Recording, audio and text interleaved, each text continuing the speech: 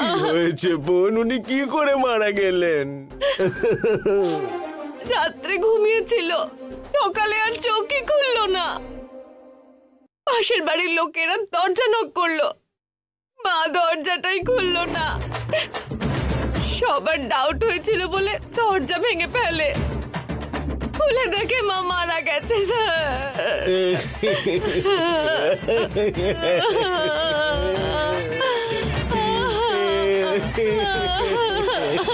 আরে হায় ভগবান, যে কাজের জন্য ঘুমোতে পারতো না সে ঘুমের মধ্যেই চলে গেল।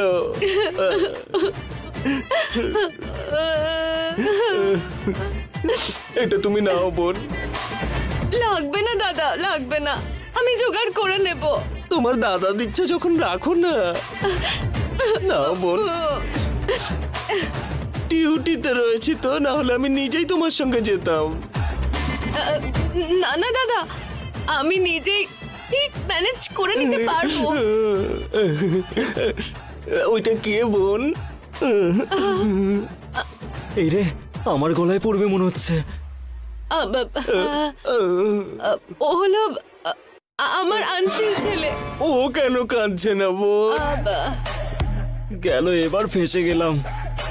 এটাই তো বলছিলাম দাদা, যে তুই একটু কাঁদ, কাঁদলে কষ্টটা কম হয়। না কেঁদে মনের মধ্যে দুঃখ চেপে রাখা ঠিক না। ওর জন্য আমার ভয় করছে দাদা।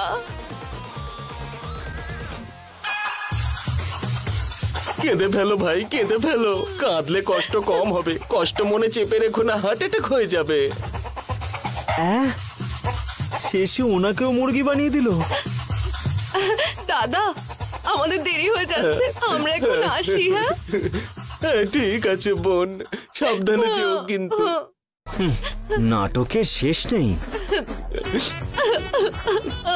বাই দাদা। বাই বোন। এর তো অ্যাওয়ার্ড পাওয়া উচিত।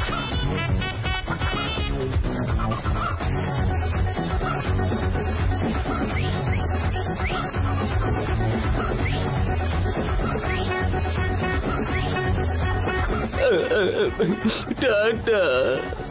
বাই দাদা।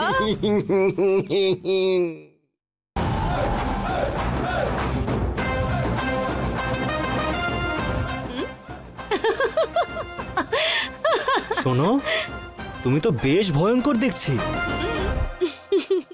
তুমি কোনো সামান্য মেয়ে নাও।